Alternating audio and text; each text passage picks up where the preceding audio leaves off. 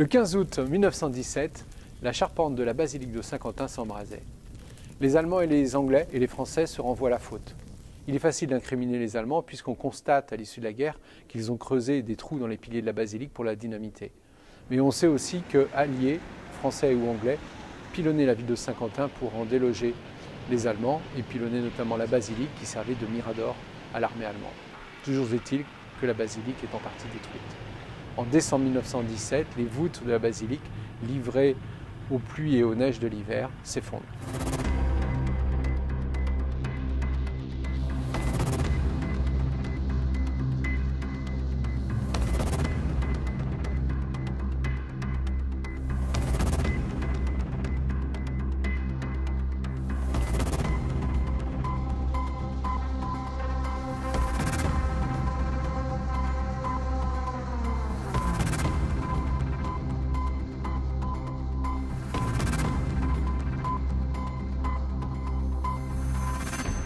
C'est l'architecte des monuments historiques, Émile Brunet, qui est en charge de la reconstruction-restauration de la basilique. Dans un premier temps, on évacue les gravats, et ensuite il fait édifier une charpente provisoire avec une pente très faible de 5000 m² qui doit permettre de laisser la place pour reconstruire par la suite la charpente définitive.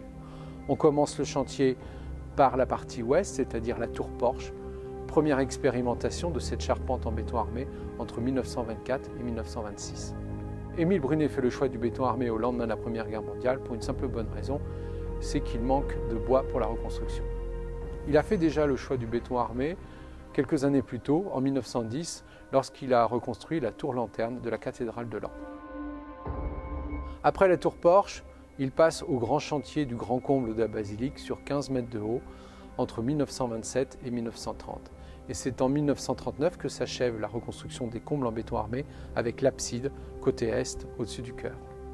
C'est une construction monolithe, c'est-à-dire que ce sont des éléments moulés, construits sur place, constituant une structure unique qui a pour but de rigidifier l'ensemble de l'édifice. Il y a d'ailleurs des éléments d'entrée, des tirants, qui viennent supporter la poussée des voûtes sur les murs latéraux.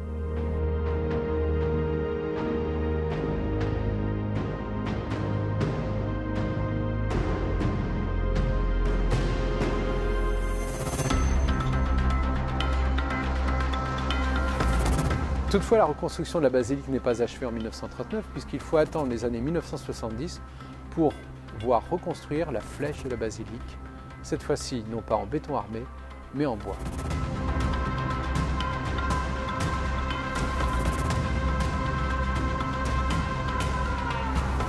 Émile Brunet, qui est en charge des autres monuments historiques du département de l'Aisne, reconstruira les combles de Soissons aussi en béton armé.